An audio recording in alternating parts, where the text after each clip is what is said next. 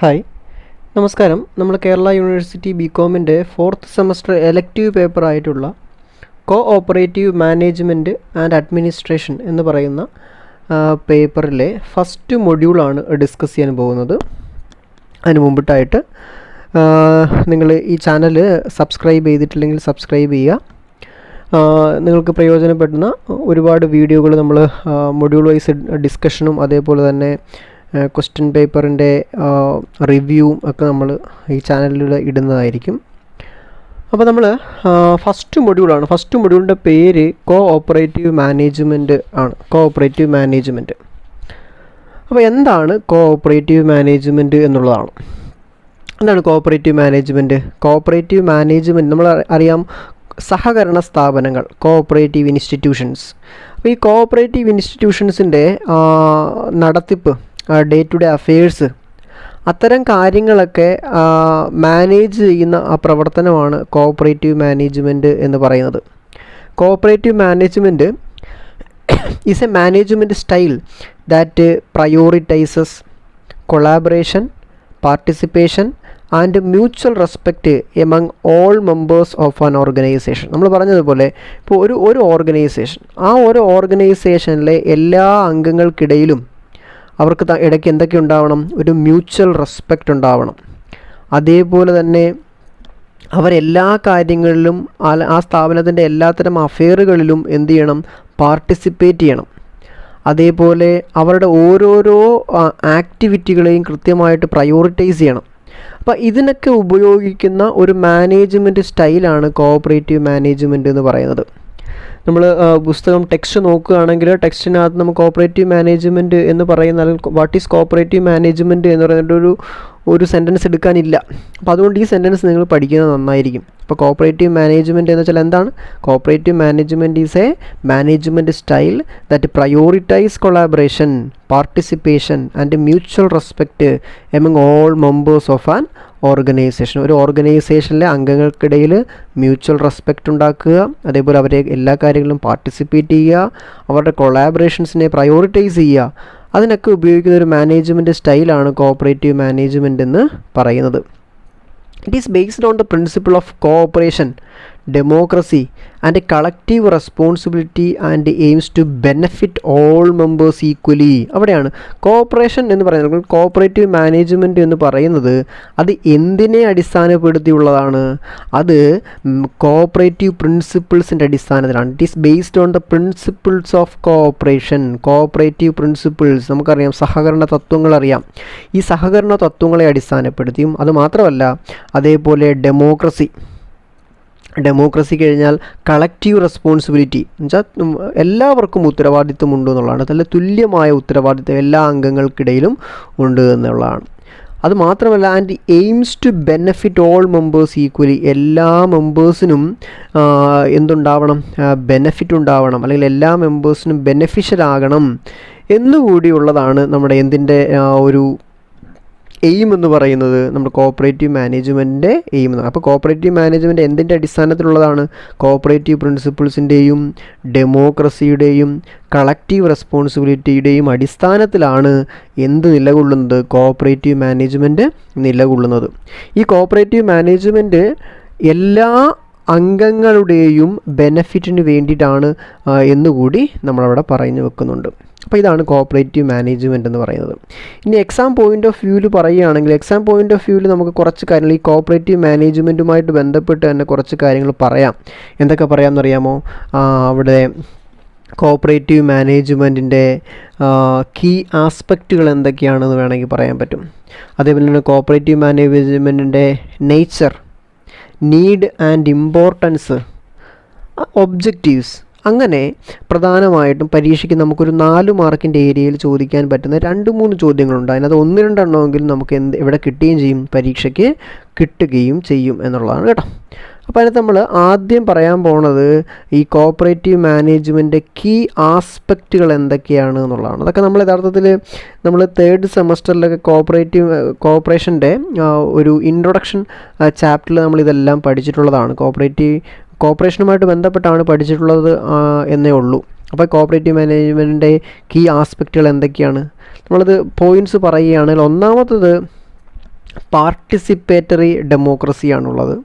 രണ്ടാമത് collective ownership, mutual benefit, shared responsibility, ലാസ്റ്റിൽ collaboration and cooperation. അത്രയാണ് പറയുന്നത്.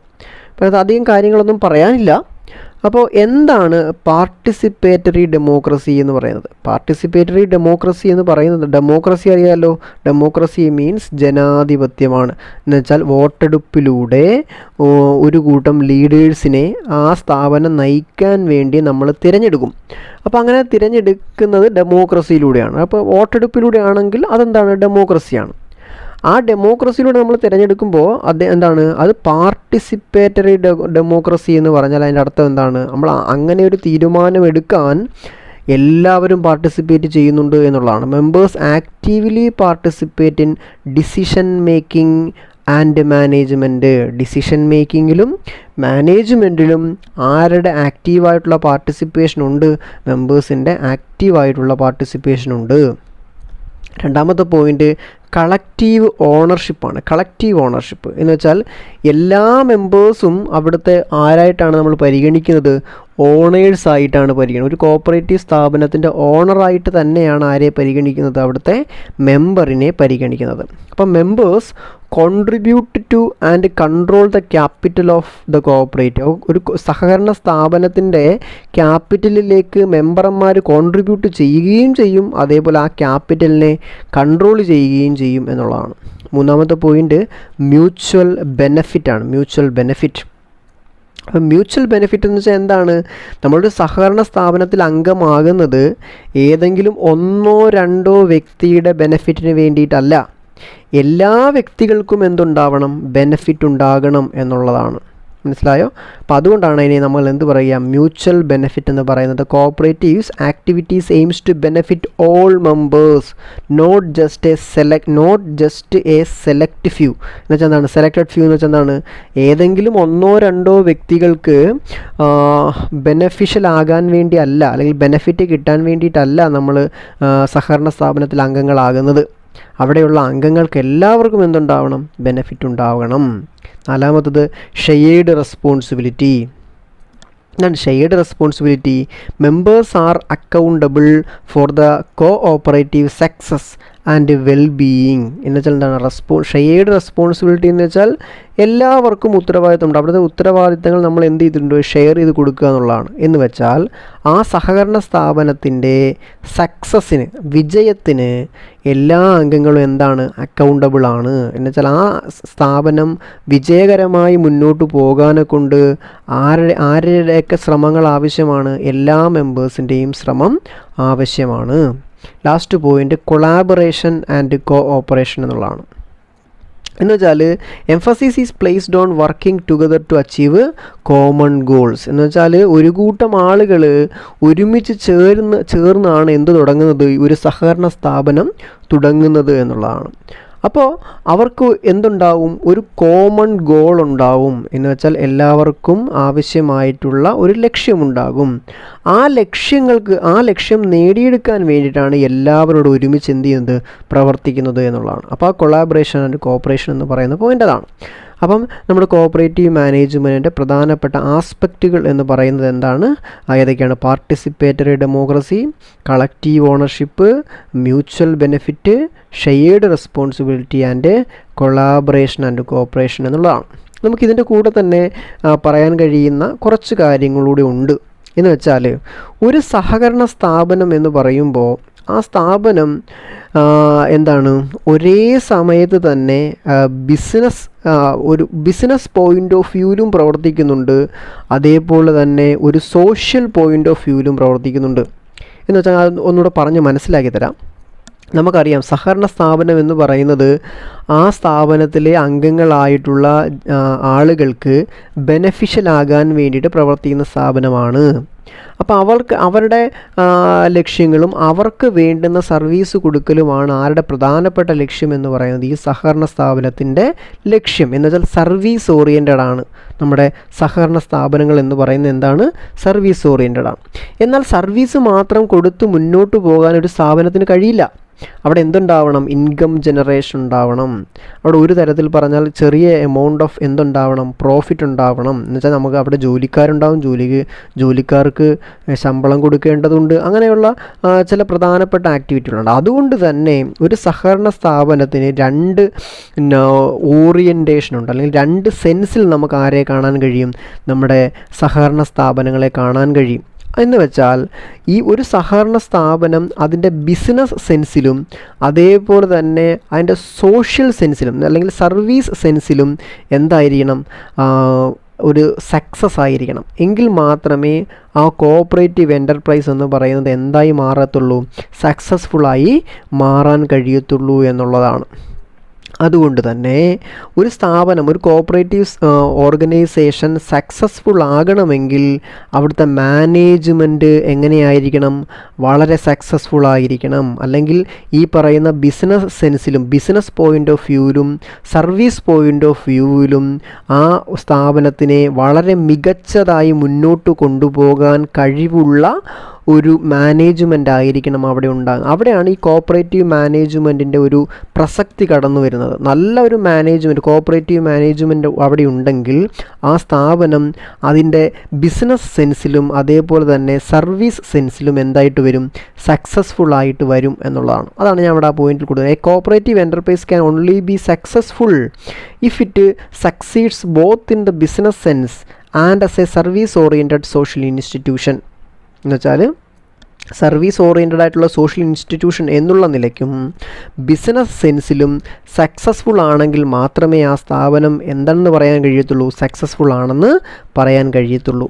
It is a responsibility of cooperative management to aim at success in both fields and to perform the management function in such a way that a fair balance between these two objectives is achieved. എന്ന് വെച്ചാൽ ഒരു സ്ഥാപനം successful ആകണമെങ്കിൽ ആ സ്ഥാപനത്തിൻ്റെ management ഈ രണ്ട് ഫീൽഡിലെയും ഒരേപോലെ മുന്നോട്ട് കൊണ്ടുപോകാൻ കഴിയണം. ഈ ബിസിനസ് സെൻസ് എന്ന് പറയുന്ന ആ സെൻസിലെയും അതേപോലെ തന്നെ ഒരു സോഷ്യൽ ഇൻസ്റ്റിറ്റ്യൂഷൻ എന്ന് പറയുന്ന ആ സെൻസിലും ഒരേപോലെ മുന്നോട്ട് കൊണ്ടുപോകാൻ കഴിയുന്നതാണ്.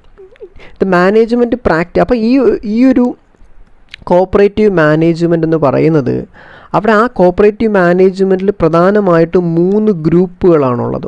3 ഡിഫറൻ്റ് ആയിട്ടുള്ള 3 ഗ്രൂപ്പുകൾ. ആ 3 ഗ്രൂപ്പുകളൂടെ ചേരുമ്പോഴാണ് അവിടെ ഒരു കോഓപ്പറേറ്റീവ് മാനേജ്മെൻറ്റ് ഉണ്ടായി എന്ന് നമുക്ക് പറയാൻ കഴിയത്തുള്ളൂ. കോഓപ്പറേറ്റീവ് മാനേജ്മെൻറ്റ് ഉണ്ടായി എന്ന് പറയുന്നത് അവിടെ എത്ര ഉണ്ടാവണം? അവിടെ 3 ഗ്രൂപ്പുകൾ ഉണ്ടാവണം എന്നുള്ളതാണ്. ഏതൊക്കെയാണ് ആ പ്രധാനപ്പെട്ട 3 ഗ്രൂപ്പുകൾ എന്ന് പറഞ്ഞാൽ എന്തൊക്കെയാണ്? ഒന്ന് ദ ജനറൽ ബോഡിയാണ്, രണ്ടാമത്തത് ഇലക്റ്റഡ് ബോർഡാണ്, ഇലക്റ്റഡ് ബോർഡ്സ്. അതേപോലെ മൂന്നാമത്തത് എന്ന് പറയുന്നത് എന്താണ്? The manager. അപ്പോൾ നിങ്ങൾക്കറിയാവുന്നതുപോലെ തന്നെ ഒരു എന്താണ് ഈ കോഓപ്പറേറ്റീവ് മാനേജ്മെൻറ്റ് എന്ന് പറയുമ്പോൾ അതിൻ്റെ ഫസ്റ്റ് പാർട്ട് അല്ലെങ്കിൽ ഏറ്റവും പ്രധാനപ്പെട്ട പാർട്ട് എന്ന് പറയുന്നത് ജനറൽ ബോഡിയാണ്. ജനറൽ ബോഡി എന്ന് വെച്ചാൽ എന്താണ്? ജനറൽ ബോഡി എന്ന് വെച്ചാൽ അവിടുത്തെ മെമ്പേഴ്സാണ്. ഒരു സ്ഥാപനത്തിൽ, ഒരു കോഓപ്പറേറ്റീവ് ഓർഗനൈസേഷനിൽ ഒരു 500 മെമ്പർ ഉണ്ടെന്ന് വിചാരിക്കുമോ? ഈ 500 മെമ്പേഴ്സിനെയും ചേർത്ത് വിളിക്കുന്ന പേരാണ് ജനറൽ ബോഡി. 500 അംഗങ്ങളെയും ചേർത്ത് വിളിക്കുന്ന പേരാണെന്തോന്ന്? ജനറൽ ബോഡി എന്ന് വിളിക്കുക.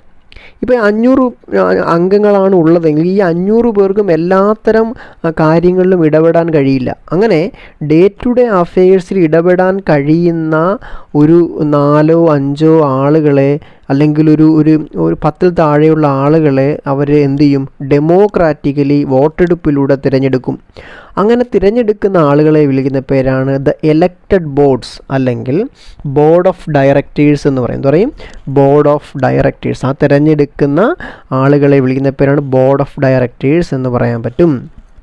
ഇനി ബോർഡ് ഓഫ് ഡയറക്ടേഴ്സ് കഴിഞ്ഞാൽ അതിൻ്റെ മൂന്നാമത്തെ ആളാണ് മാനേജർ എന്ന് പറയുക. നമുക്ക് വേണമെങ്കിൽ സെക്രട്ടറി എന്ന പദമാണ് നമുക്ക് വേണമെങ്കിൽ ഉപയോഗിക്കാൻ കഴിയുന്നത്. സെക്രട്ടറി, ഒരു കോഓപ്പറേറ്റീവ് സ്ഥാപനത്തിൻ്റെ മാനേജർ എന്നൊക്കെ പറയുന്നത് അവിടുത്തെ സെക്രട്ടറിയാണ് എന്ന് പറയാൻ കഴിയും. അപ്പോൾ ഇത്രയും കാര്യങ്ങൾ, ഈ general body, elected board, manager, ഇത്രയും കാര്യങ്ങൾ ചേരുന്നതാണ് ഒരു സ്ഥാപനത്തിൻ്റെ കോഓപ്പറേറ്റീവ് മാനേജ്മെൻറ്റ് എന്ന് പറയാൻ കഴിയുക. ഒരു ഇൻട്രൊഡക്ടറി വീഡിയോ എന്നുള്ള നിലയ്ക്ക് നമ്മൾ ഈ വീഡിയോയിൽ ഇത്രയേ പറയുന്നുള്ളൂ. ഇവിടെ നമ്മൾ കോഓപ്പറേറ്റീവ് മാനേജ്മെൻറ്റ് എന്താണെന്ന് പറഞ്ഞു, കോഓപ്പറേറ്റീവ് മാനേജ്മെൻറ്റ് കീ ആസ്പെക്റ്റുകൾ എന്തൊക്കെയാണെന്ന് പറഞ്ഞു, ആ മാനേജ്മെൻറ്റിലെ പ്രധാനപ്പെട്ട ആളുകൾ ആരൊക്കെയാണെന്നും നമ്മൾ പറഞ്ഞു കഴിഞ്ഞു. അപ്പം ഇത്രയാണ് നമ്മൾ ഈ ഒരു വീഡിയോയിൽ പറയുന്നത്. ഇതിൻ്റെ നേച്ചർ പറയുന്നുണ്ട് അടുത്ത വീഡിയോയിൽ, അതേപോലെ തന്നെ നീഡ് ആൻഡ് ഇമ്പോർട്ടൻസ് ചർച്ച ചെയ്യുന്നുണ്ട്, അതേപോലെ ഒബ്ജക്റ്റീവ്സ് പോലെയുള്ള കാര്യങ്ങൾ നമ്മൾ അടുത്തടുത്ത വീഡിയോകളിൽ ചർച്ച